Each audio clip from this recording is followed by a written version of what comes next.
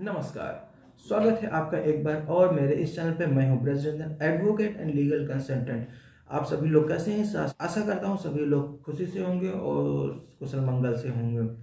आज की वीडियो पे ही एक ऐसा विषय पे मैं चर्चा करने के लिए आपके सामने उपस्थित आया हूं, जिसमें कि एक जो नए लॉ बन रहे हैं, जो सीआरपीसी, आईपीसी और एविडेंस एक्ट, इनको अमेंड करके भारतीय न्याय संहिता और भारतीय नागरिक सुरक्षा संहिता और साक्ष्य अधिनियम को किस तरीके से क्या क्या उनमें नई खूबियों के साथ क्या लॉ नया इनेक्ट कर रहे हैं, क्या नया अमेंड कर रहे हैं। तो कुछ हमारे जो अभी लॉ थे उनमें कुछ जो रेमेडी मिलती थी, जो जिसमें दिक्कतों का सामना करना पड़ता था, वो सारी दिक्कतों को दूर करके जो नया लॉ है वो इन्फोर्समेंट के लिए आ रहे हैं। अगर जो वो लॉ फॉलो हो जाते हैं, अगर जो वो लॉ इम्प्लीमेंट में या एग्जीक्यूट में लागू हो जाते हैं, तो उससे बहुत कुछ फ़ायदा मिलने वाला है। ऐसा ही एक वीडियो और एक समस्या के साथ मैं आपके सामने इसका सलूशन देने के लिए मैं आपके सामने उपस्थित आया हूँ। वो वीडियो शुरू करने से पहले मैं एक चीज़ कहना चाहूँगा। इसको वीडियो को जो दोबारा देखना चाहते हैं तो इसको सब्सक्राइब कर लें, वीडियो पसंद आती है उसको लाइक अवश्य कर दें और वीडियो को शेयर कर दें, जिससे ऐसी ही जानकारी दूसरों लोगों को भी मिलती रहे।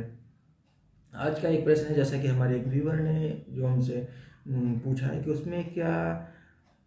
मेंटेनेंस प्राप्त करने के लिए जो प्रोसीडिंग होती है वो बहुत ही लेंथी होती है, बहुत ही लंबी होती है। इसको क्या कोई शॉर्ट प्रोसीडिंग में कैसे प्राप्त किया जा सकता है? तो मैं उसी पे बताना चाहता हूँ कि जो अभी नया लॉ आने वाला है उसमें जो प्रोसीडिंग जो लंबी चलती थी, इस प्रोसीडिंग को शॉर्ट किया गया हुआ है। अगर ये लॉ अगर जो लागू हो जाता है तो उस स्थिति में आपको जो मेंटेनेंस का जो ऑर्डर है बहुत ही कम समय में आपको प्राप्त हो जाएगा। बात कर लेते हैं कि सेक्शन 44 भारतीय नागरिक सुरक्षा संहिता में क्या प्रोविजन दिया गया हुआ है, किस तरीके से लिखा गया हुआ है। मैं आपको उसमें लाइव प्रूफ देने वाला हूं कि मैं जो बता रहा हूं, मैं ये नहीं कहूँगा कि जो फैक्ट है, जो लॉ है, इसको आप कहीं से आप देख लें या पढ़ लें। मैं आपके सामने और जो लॉ बना हुआ है उसको हम डिस्कस करने का प्रयास करेंगे। तो आइए देख लेते हैं सबसे पहले कि लॉ में लिखा क्या हुआ है। Provided also an application for the monthly allowance, यानी कि मंथली जो गुजारा भत्ता मिलने के लिए जो एप्लीकेशन जो प्रस्तुत की जाएगी। फॉर द इंटरिम मेंटेनेंस, जो इंटरिम मेंटेनेंस प्राप्त करने के लिए, या express of proceeding under the provision shall for as possible be disposed of within 60 days from the date of service of notice of the application to the such person। कहने का मतलब ये है कि अगर जो कोई पर्सन है, अगर जो कोई एग्रीड पर्सन है, यानी कि जाहिर सी बात है जो वाइफ है उसको मेंटेनेंस प्राप्त होना चाहिए, वो मेंटेनेंस प्राप्त नहीं हो पाता है, तो ऐसी स्थिति में इस प्रोविजन के हिसाब से आपका जो मेंटेनेंस का जो एप्लीकेशन है, जो पिटीशन है, वो माननीय न्यायालय के समक्ष प्रस्तुत की जाएगी। और माननीय न्यायालय के समक्ष अगर जो प्रस्तुत होने के उपरांत, हाँ एक चीज़ और है, जब आपके द्वारा पिटीशन माननीय न्यायालय के समक्ष प्रस्तुत की जाएगी तो माननीय न्यायालय जाहिर सी बात है आपके जो हस्बैंड हैं, यानी कि जो भी बच्ची है, उनको नोटिस जारी करेगी। अगर जो वो नोटिस सर्विस हो जाती है, सर्विस होने का मतलब ये है कि अगर जो वो नोटिस उसको मिल जाती है,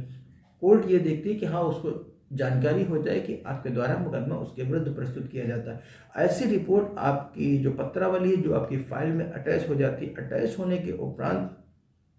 आपके द्वारा जो आर्गुमेंट किया जाएगा, यानी कि आपके अधिवक्ता के माध्यम से, उसके तथ्य पे माननीय न्यायालय विचार करते हुए आपके फेवर में मेंटेनेंस का ऑर्डर पास कर देगी।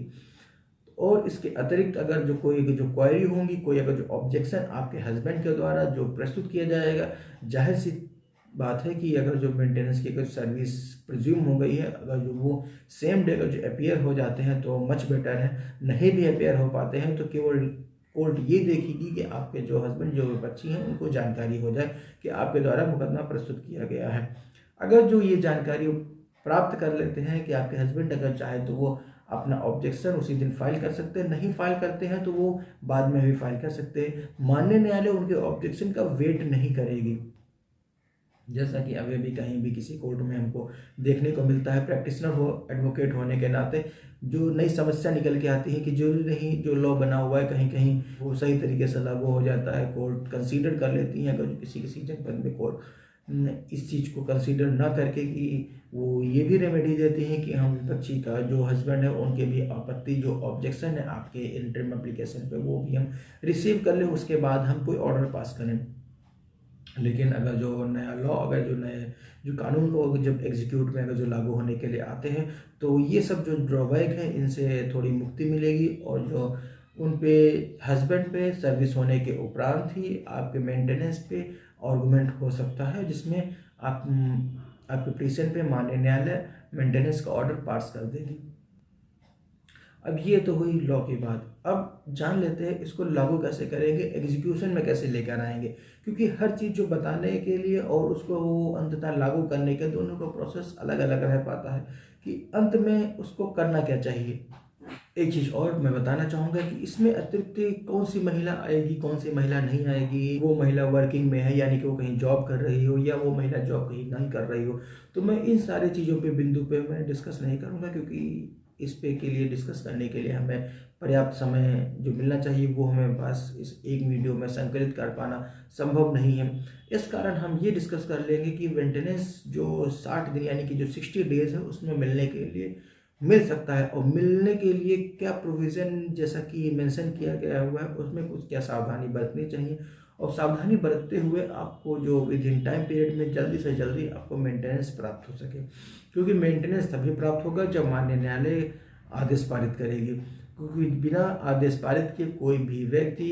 आपको मेंटेनेंस नहीं दे सकता। अगर जो मेंटेनेंस दे देता तो आपको न्यायालय के शरण में आने की आवश्यकता ही क्यों पड़ती।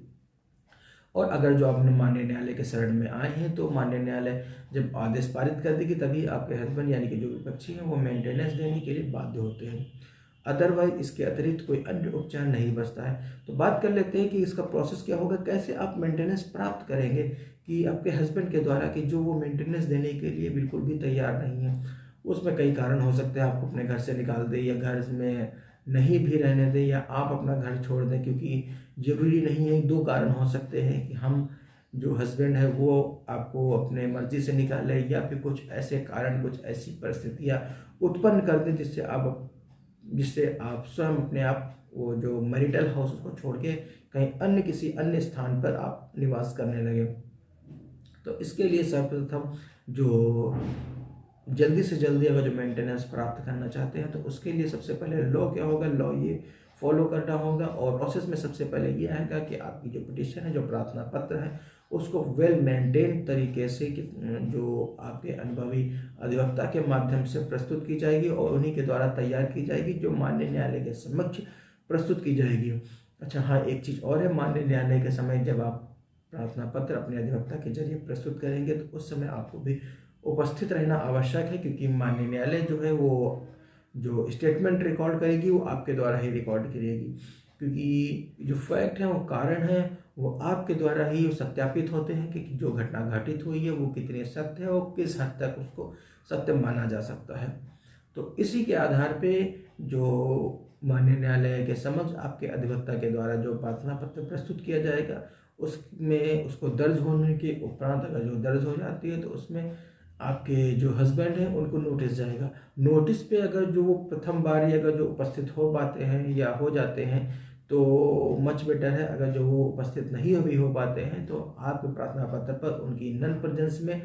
आपके प्रार्थना पत्र को सुना जाएगा, और सुनने के उपरांत माननीय न्यायालय को जो विश्वास होता है आपके तथ्य और आपके जो कारण जो भी आपने प्रार्थना पत्र में एक्सप्लेन किए हैं, वर्णित किए हैं, वो अगर जो सत्य मानते हुए आपके पक्ष में आपके प्रार्थना पत्र में उनके जो तथ्य हैं और जो फैक्ट है उनको सत्य मानते हुए आपके फेवर में आदेश पारित कर देगी। लेकिन एक चीज़ और है, जैसे कि मैंने पहले वीडियो में मैं डिस्कस कर चुका हूं कि अगर जो डेट फिक्स है, अगर जो कोर्ट के द्वारा अगर जो समन भेजा गया है और आपको समन पे बुलाया गया हुआ है, अगर जो आप उस पर उपस्थित नहीं हो पाते हैं तो कहने का मतलब ये है, अगर जो कोर्ट ने अगर जो बुलाया कोई समन या नोटिस भेजी, आपके हस्बैंड अगर जो उस पर नोटिस पे अपीयर होके कोर्ट के सामने नहीं आते हैं तो उसके जो ड्रॉबैक, जो वर्सेबल जो एक्शन लिए जाएंगे वो आपके हस्बैंड के अगेंस्ट लिए जाएंगे। तो सर्वप्रथम इसीलिए मैंने बताने का ये प्रयास किया था अपने पहले की वीडियो में, जिसमें अगर जो डेट पे अगर जो कोर्ट समन करती है या BW BW तक तो ठीक है, NBW में तो आपको बुलाओगी, वो तो जरिए पुलिस के द्वारा आपको अरेस्ट करके लाया जाएगा। और BW समन में ही यही बात होती है कि आपको जरिए नोटिस से आपको बुलाया जाता है कि आप अपनी बात, आपकी अपनी जो आपत्ति है वो माननीय न्यायालय के समक्ष प्रस्तुत करें, जिससे माननीय न्यायालय को जो ट्रायल है जिसका विचारण सही रूप से चल सके और साक्ष्य संकलित करके जो उचित हो, हस्बैंड या वाइफ जिसके भी पक्ष में हो, वो फैसला उसके पक्ष में सुना सके। तो ये जो ड्रॉबैक थी, ये जो प्रोसीडिंग थी जो हमारे अभी जो सेक्शन IBC में, क्योंकि अभी तक जो लॉ अभी जो लेट डाउन है, जो अभी जो इन्फोर्समेंट पे जो चल रहे हैं, उनमें ये दिक्कत का सामना करना पड़ता है कि इंटरिम और मेंटेनेंस मिलने के लिए कितने महीने लगते हैं, कि ये वो लोग अच्छे से समझ सकते हैं जिनका कि मेंटेनेंस का जो मुकदमा है, जो वाद है, माननीय न्यायालय के समक्ष योजित है, वहाँ प्रस्तुत चल रहा है। कब प्रस्तुत किया था, कितने दिन के बाद मेंटेनेंस मिला है, ये वो लोग अच्छी तरीके से समझ सकते हैं, ये मुझे बताने की आवश्यकता नहीं है।